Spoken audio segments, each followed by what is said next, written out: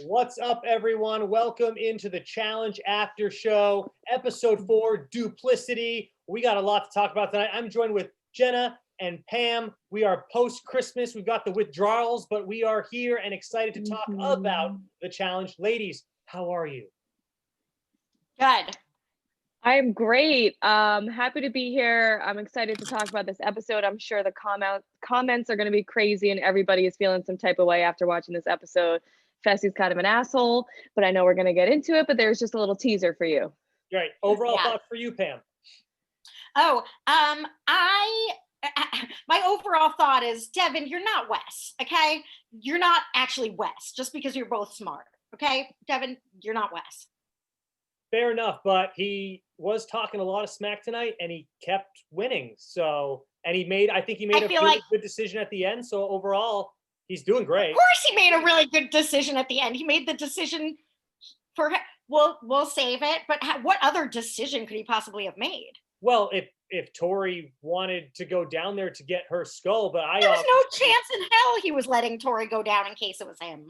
Well, but he was smart. He was smart to know that it was going to be a dude's elimination because of the numbers. Of course. Right. That's all. Of course. Yeah. Well, I think Tori knew that too. I'll say that. So Tori would have looked like an idiot too. What would be the point of her going down when obviously the numbers are aligning? It had to have been a guy's elimination.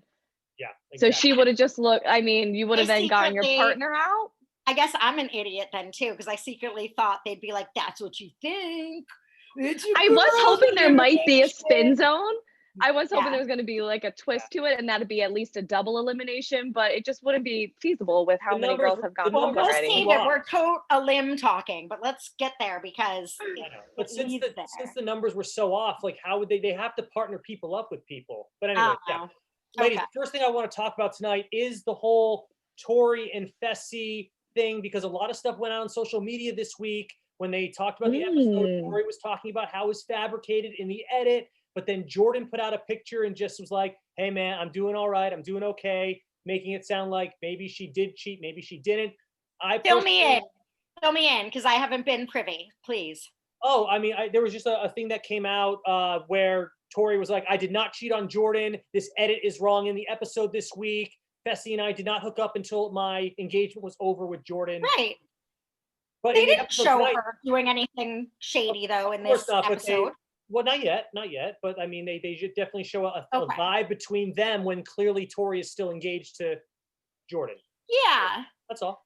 That is so interesting that you have the background, because I've not been up on social media this week. I've been super busy with work, so I had no idea. And that's some tea that they even hooked up after the fact.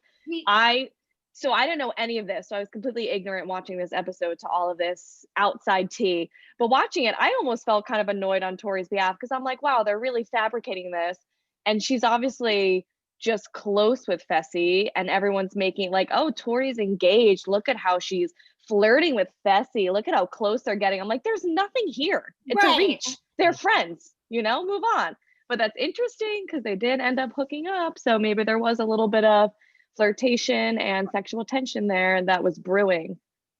Yeah, maybe, but watching it, I was like, where's the fabricated editing? Like, were they even in a scene together tonight? Well, what they tried at the beginning, they were in the hot tub, and what they tried to do was they had a bunch of confessionals with Fessy saying how hot and attracted he is to her. But I heard that. But who isn't? So it doesn't matter. Any guy would be attracted to her. It doesn't mean he's going to get to hook up with her now. So it was like, come on, producers, like, we're not dumb. Show us something more than that. And sorry, Pam. No, go ahead. I was just gonna say, it's also with the producers, I think it's also the way people view like guy and girl relationships and hot girls, that I think just because a girl is hot and she's friends with a guy, now she's automatically gonna hook up with him. Like, it doesn't really, we don't need to make that like a societal view, I don't want to be like hipster about it, like society's telling us this, but I feel like she's just a hot girl, he's a hot guy. Can they be friends? I mean, I know. Sure. Well, on that, I wanted to say, I don't know if I'm having some Tori Kool-Aid tonight or something, but I was like, she looked extra pretty tonight to me, like all the time, like even in competitions. And she really has, like, I have a crush on Tori. Of course she's hot, but it's more, she has I think, a flirty personality. She seems like the kind of person that sort of flirts with everyone. Like, She even does. when And she was if you dating ever, Devin, it if you was watched her playful. on, if you watched her on Are You the One, she was very flirty. She went through a bunch of guys before she kind of found, like, she would think that all these different dudes were her match because that's the goal. Right. One is to match with the one person. But she went through like 4 or 5 guys as far as like just trying to get to know them and saying how much she liked them. So she had a very fun, flirty personality. And yeah, when she was up at the eliminations night, standing up there, she looked absolutely gorgeous. Yeah, So she she looked was stunning. And amazing. during their Yeah. drone thing, she looked pretty, but also I think she has a flirty, playful, like, Yeah. you wouldn't take it as, Yeah, or she's you an shouldn't absolute. take it as, especially with the shield of being engaged. It's like, I'm flirty and I'm cool and I like people. I was Yeah. a big Tori fan tonight. And we'll get to the elimination at the end because up until Fessy confessed, I saw it wrong. So Yeah.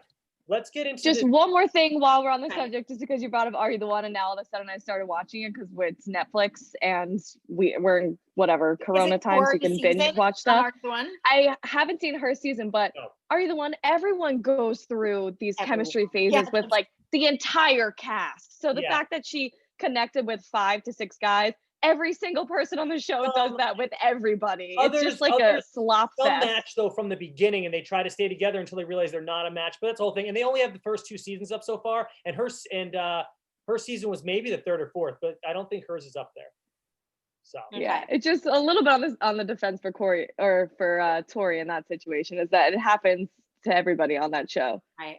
Fair enough. Fair enough. I want to get into this whole Devin and Amber situation at the beginning of the episode. This was, again, a fabricated, like, out of nowhere. First, Devin's being so nice with Big T. They're talking about the loss of parents that they both have in common. And then all of a sudden, he's like, Amber, I don't like you. Get out of my sight. It's like, where did that come from? What's his beef with Amber? They're both on Are You the One, but not on the same cast at all. I don't know where it's coming from. Please, ladies, explain what the hell happened there. Right. I don't know. And this is what pisses me off with Devin, because sometimes he's so funny and his humor, the way he fights with people, it's all based in comedy. So you want to be on his side, and I want to like him so much, but he pulls his bullshit every time where he kind of bullies people and he picks on people. I feel like he did the same thing on Natalie Negrati's first season, but he just picked on her for no reason. He just called her out and then started poking all her buttons. And that's exactly what he does here. And it's just like, where do you get off, dude? No, and he no sense. Stomps around like it's either me or her.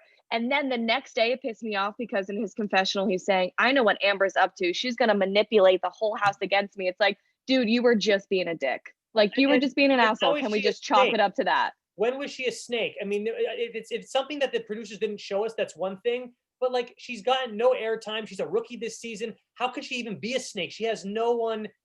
She doesn't have that kind of power in this game to be a snake. That was all Devin swinging his whatever around in possibly the most pathetic way you ever could. Like, you're going to pick on the smallest rookie girl here. That's who you're going to bully. So Devin, congratulations. You're now a jerk, just like Bananas. I hope you're happy.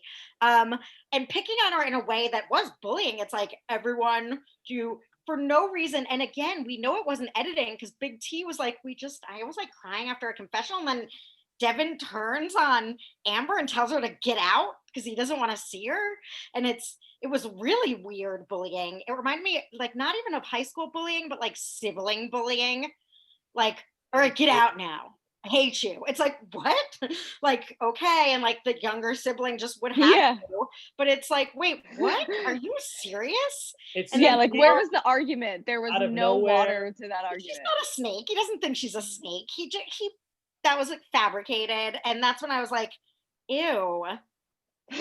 Devin, lame. And super lame. How do you go from such an inspiring conversation, heartbreaking conversation that makes you appreciate life and think about appreciating people being alive and on this planet and being kind to one another, to just picking on her for no reason? And Big T, we have to talk about her and her background. None of us saw that coming. And I think for her to have the personality that she has, when she's been through so much, when people would easily just misdirect their anger for the world, right? Because they've been through so much heartbreak and so much trauma. She does the opposite, and she approaches everybody with love and positivity. So she is amazing. I always knew I loved her but it's like, wow, to know she went through that is just, she's more, amazing. Which put the nail in Devin. Exactly, Jenna, what you're saying. I agree completely. It's like, oh, now I see where her sort of light and energy comes. It's like, okay, good. You can look at things as shit or as good, and I'm going to be Right. good. She's and very positive. With Devin turning it, positive person, and Devin being that, yes, definitely made it all the more gross on him. Because it was like, exactly, Jenna, what you were saying, to make it short. It's like one of those things where you're like, kumbaya, you know, I was feeling bitter towards you, but that made me realize life is short. We're all in this together. Like, let's have a hug instead. He's like, okay, thanks, Big T. I don't like you. It's like, whoa, what? Yeah. And for Big T to be like, it's not a good look. He was making everybody uncomfortable, and Big T and Kyle seemed pretty hard to make uncomfortable with like being a jerk. And like he did. It was like, okay, Devin, we actually want you to leave now.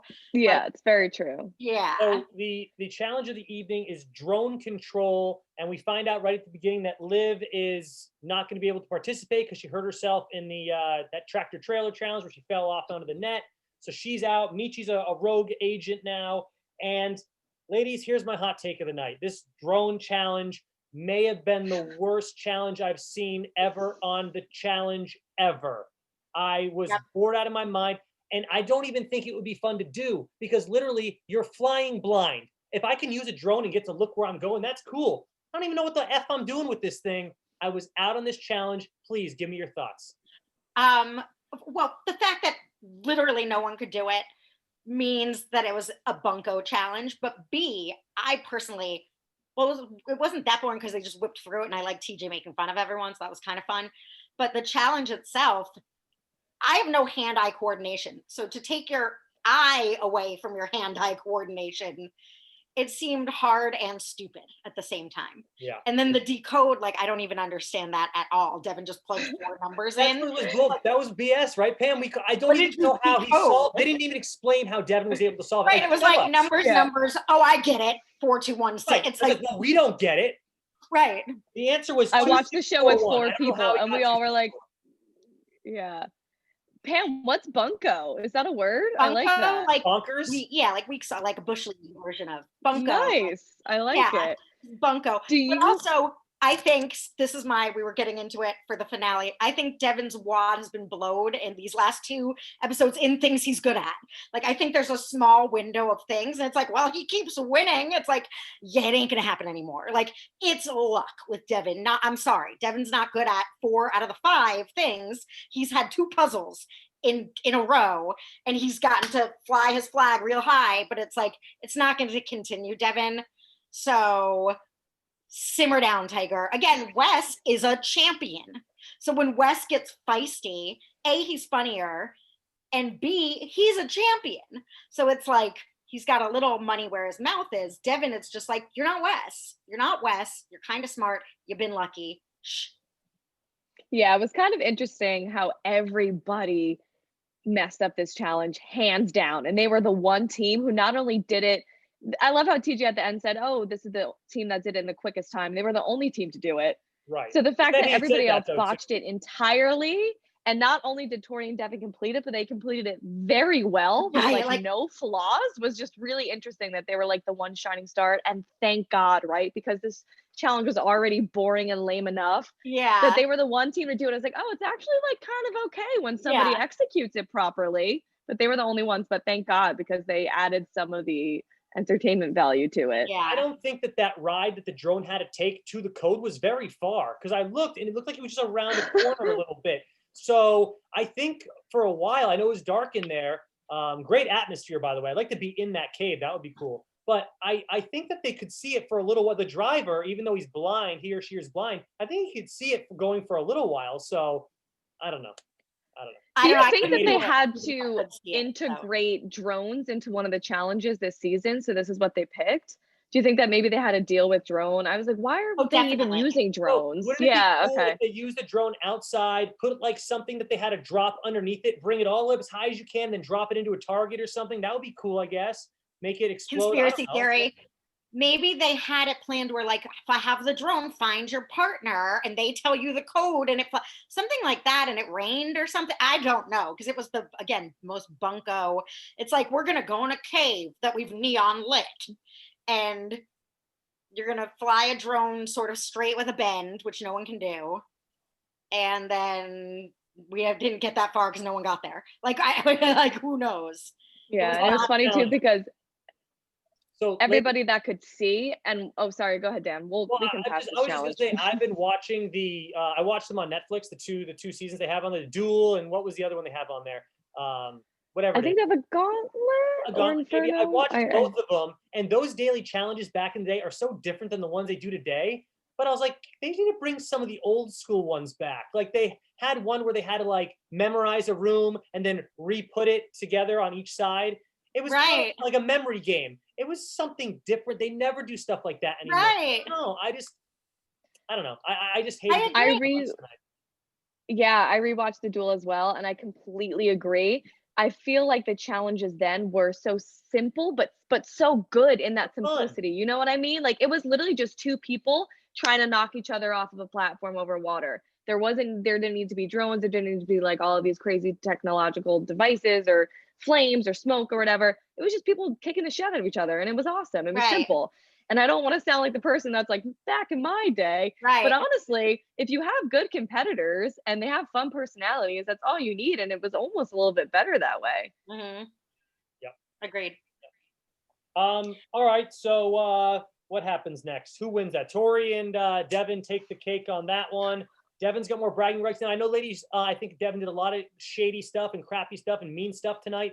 I honestly do think that he's a really good competitor, and I think he's got good social game, and I think he's got good puzzles, and I think that he is not the strongest. And I think most people would have lost to Fessy tonight, anyways, in that hall brawl. So to say that he's not good, well, I think most people would have lost to Fessy. Anyone would have lost to Fessy tonight, hopefully. I mean, not hopefully, but But Devin, it's not like it was a big decision. Of course, Devin, now we're jumping to the elimination, wasn't going to put himself in there. Why on earth would you?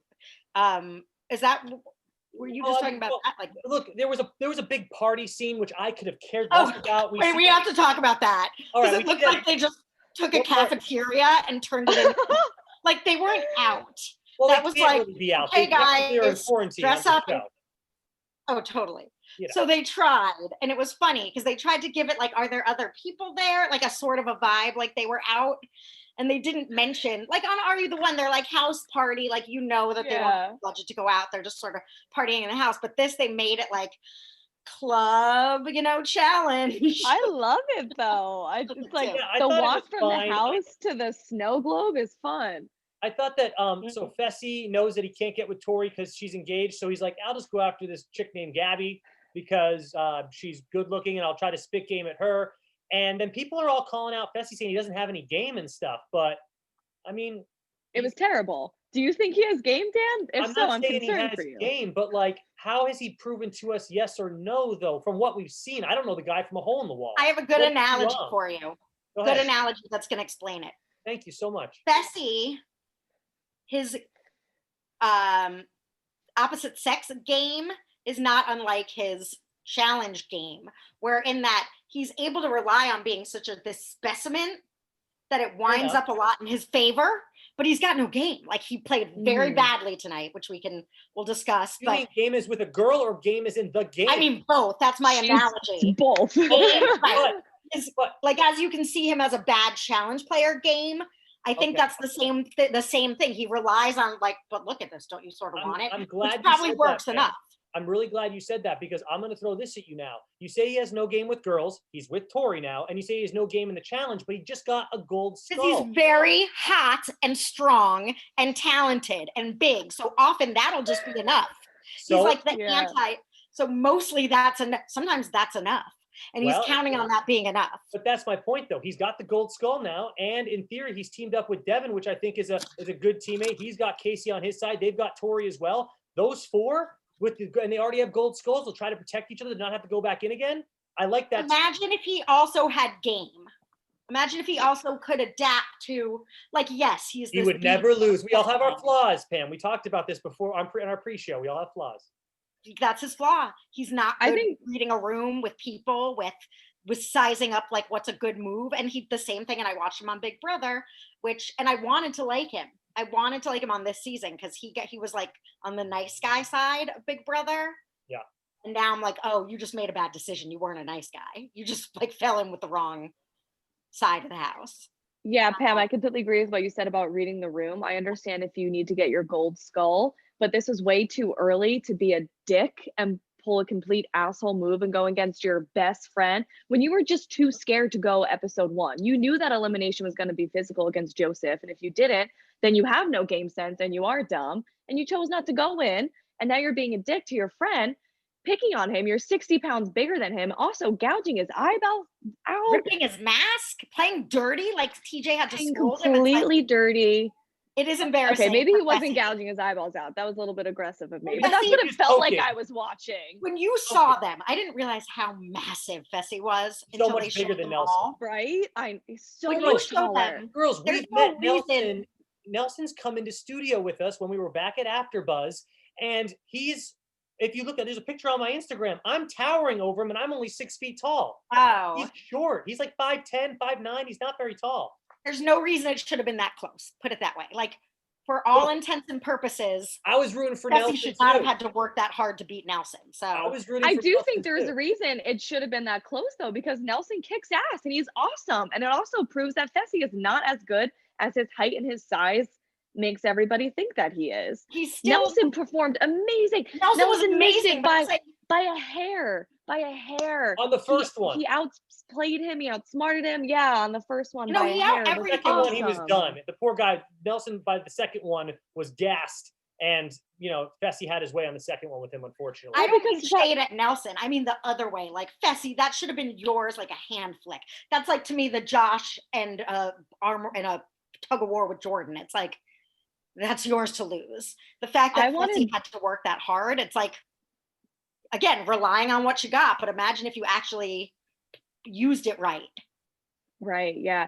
I wanted Nelson so badly just to start like kicking Fessy in the nuts or like standing up and stomping on him as he was running away, because Fessy was just being so aggressive and so dirty. Oh, he was such an asshole move tonight. I am not a fan of Fessy. I hate the way he plays the game, but in the long run tonight, he's got a gold skull and he's got good people on his side as far as good challenges. Who's on his side? Tori are on his side. Now, Corey's best dude, Nelson's gone, so Corey's going to have to team up with who? Who's on Corey's team now? Corey, it doesn't like him anymore. That's what I'm saying. In this tonight, he lost. That's what I'm saying, too. Fessy's with Devin. Who is Corey's teammates now? Who's Corey with? Oh. That's my point. I don't know. So I think... Leroy? Sorry. Leroy, no, I'm going to go against what you're saying. And I actually don't think this looks good for Fessy, because I think it ruins his entire reputation and the perception people have about his loyalty and his alliances in the game. And you can see as quickly as next episode, everybody's going to want to get Fessy in the house. 1, because now he's a jerk off. And 2, because they realize he's not as strong as he comes off. And if they can take him out in a puzzle because he's so one-dimensional and he's so fixated on hall brawl and only hall brawl, so he got his one elimination that he can win at, if they can get him in a puzzle and knock Fessy out before the finals, I think they'll take the shot. And I think now the entire house is going to turn against him. Yeah. So he has Devin and Tori, and you're like, who does Corey have? Corey likely at this point is going to have the rest of the house rallying behind him, at least to take out Fessy. Agree. And also that was a cheap, I feel like that had to be such an, even TJ was like, well, great. You beat your friend Nelson. I hope you feel good, Fessy. Like, that was a kind of a shameful win. And even the vibe of the whole crowd was like, I guess, good job. Like, no one seemed supportive of him. I think he's turned everybody pretty much against him. The second they have it, because he is such a specimen, it's hard to turn against him. But the second people have an opportunity to, they will. You need alliances and loyalty in this. And he doesn't have any transition to the dumbest dum-dum of the night. Can we move on to Josh real quick? So Josh picks a fight with someone in his alliance. Jay, I guess? Yes. They're like in a Big Brother alliance, and Josh is like, I'm coming to you as a friend, but don't make me an enemy. Like, wait, here, let me, ladies, look at this though. Josh was like begging Fessy, dude, let me go into the elimination. I don't think Fessy can just let someone else go in. It's not up to that. It's so funny. He's like, Fessy, you gotta let me go in for you, bro. I'm like, I don't think that's a rule that actually applies here. It's not up to him.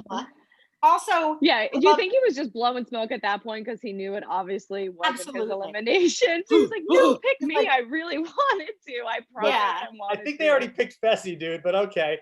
Also, Nelson would have beat him. So I wish Josh went in. Now, this also goes to the whole Tori thing. Tori picked Fessy. Tori wants Fessy in her alliance because she likes Fessy as a friend, as more than a friend. Ooh, conspiracy, conspiracy. What happened there with her and Jordan? Because they're together now, her and Fessy. Just saying. So now we know. So real quick, looking back at this, because when the episode was playing out, I obviously Devin saying no, because if there's a chance he has to go in, of course he doesn't want to. He's gonna lose a hall brawl to basically anyone. So of course he's saying no. I love when Devin's like, I'll get you your skull. To Tori, it's like, shut up, Devin. He gets a shut up, Devin tonight. Yeah. But across the board, he got eye rolls from me all night. It was super annoying this episode. Well, Luke came, so I went out at some commercial and got a drink, and Luke was like, I just hear you yelling, shut up, Josh. Shut up, Josh. That whole thing, he's like, oh man. Even his best friend Nani was like, enough. She had to shut him down. He was like, whoa. I know. It almost, the more we say it, yes, shut up, Josh, to the 100,000 trillion, but it's almost making me feel bad because I feel like he obviously has some sort of complex. He's always like barking and on the defense. Like, what's wrong, bro? Like, something is wrong. You were upset and you're taking it out on everybody. How about when Fessy was like, oh, Anissa, I love you. I'll never throw you in, but I'm going to go with Casey. I'm like, come. Someone's going to steal me eventually. That's such a lie. Such a lie. Such a lie. Also so cocky, like, well, I'm going to get stolen away. So no, I thought he said someone's going to, I thought he said someone's going to steal you away from me. Like he said me. Oh, did he? I thought it was the other way, but whatever. He said, I'm going to get stolen away sooner or later anyway. So look, ladies, let me clarify something. I do not want Fessy to win, but I honestly think that he made some good moves tonight. I don't care if he pissed some people off. He has a gold skull. That's what this game's all about. If this game was in a vacuum, if this game was played in a vacuum where other people didn't matter or exist, then yes, he made good moves for himself. I mean, but that's what Bananas was always talking about. It's all fair, and that's what Ashley stole it from Hunter. Bananas still kept the alliance. You gotta know who you're. Yeah, I know what you're saying about there's no friends in this game, but at this point, it actually was like literally his best friend, and Fessy just looks stupid because he could have gone in already. Dude, if you weren't gonna bite the bullet then, why are you gonna do it now against your best friend?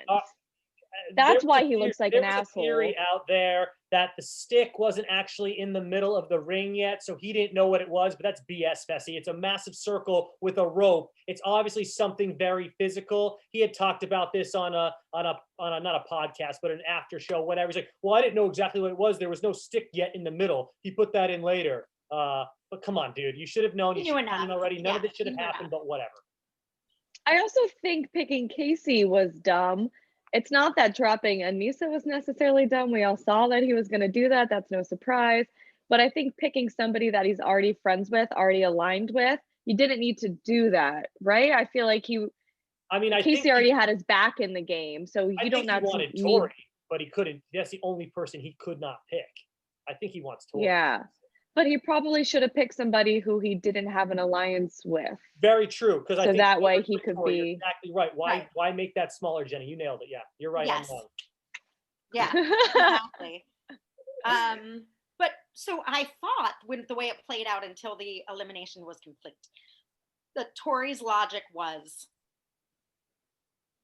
she was going to send in Anissa so that Anissa could beat. I think Tori was operating on the assumption that it still might be a girls thing. And Anissa would beat Amber. And Anissa would beat her. I didn't realize, like, when the guys were so mad at Fessy, like Corey and Nelson talking about it, and also they're real life friends too. Like, it's one thing to screw over a challenge friend or challenge acquaintance. You screw over a real life friend. It's like you have two of them on this show. You had to, like, you know. You're right, absolutely. And I don't think it was really crappy. But I will never forgive Fessy, especially the way Nelson stepped in for Corey last year and volunteered to go into elimination for him so that Corey could provide for his kids. Like, Nelson is a token of loyalty, and that's what makes us hurt even more, that then he gets screwed. Well, someone has to, and hopefully someone out there in the comments or somewhere has to disprove me, because I've only gotten fleeting glances of news, but I heard somewhere that Corey and Nelson broke up, like that they've unfollowed each other. I know, I hope it's not true. So, and I have very scant info. So we'll have to look into this and hopefully it'll be disproved. But I was like, what? And Fessy, I wanted to like. At this point, I was still giving him the benefit of the doubt and thinking, well, why is everyone blaming him? He probably had no idea. Tori's making this call so that she can hopefully save Anissa. And at this point, Devin will pick anyone but himself. Like, you know what I mean? He's going to go with whatever Tori wants. That's not him. So then when he was like, and I didn't tell anyone about my move, was when I was like, oh, you are a real jerk. A grade A jerk. Yep, I'm definitely not. I'm not going to be rooting for Fessy. The only reason I'll root for Fessy is just so I can be right, because I talked so much on how I think he's going to win now because he has the gold skull and he's kind of set. But I don't want. Well, you gotta listen. You gotta stick by your guy. If that's your guy, he's not my guy. He's not my guy. But if that's your bestie, if that's right, you want to have him. Yeah, you want to steal some game from him to flirt with girls. You want to learn some things about if it gets me Tori deal, I will steal that deal any day. I don't know that it seals the deal though. Exactly, I don't think it does. I think getting and having a little fling with are very different things. Sure, and I mean, him and Tori. She's not looking for probably something serious. She's on a rebound. She's got out of a massive breakup here. Come on. Yeah, I mean, and so did he, for that matter. He was dating a girl all last season. That's right. No, he was, but since Big Brother 3 years ago. So they've been together for a long time, him and that girl, which they all look the same. Every girl he likes is like little and blonde. Like the next one was like, where's another blonde in the room? He's got a type. So yeah, the other girlfriend looks like them. Ladies, we have less than a minute, so let's do final thoughts. And I mean, I'm talking, really final. Final thoughts. Shit, someone else go. Boo Devin, boo Fessy, boo Josh. Free Love Nelson. Sad to see you go. Let's go avenge his honor. Yeah, yay Nelson. Everyone, let's go. Yay Big T. Winners of the night. I don't approve of anything Devin and Fessy did tonight, but I do think that they have a very good chance of winning now. All right. Thank you guys so much for joining us. Also, I love Big T so much. We will see you guys next week. And stay safe out there. Bye, everyone. Happy New Year. Bye. Big T forever.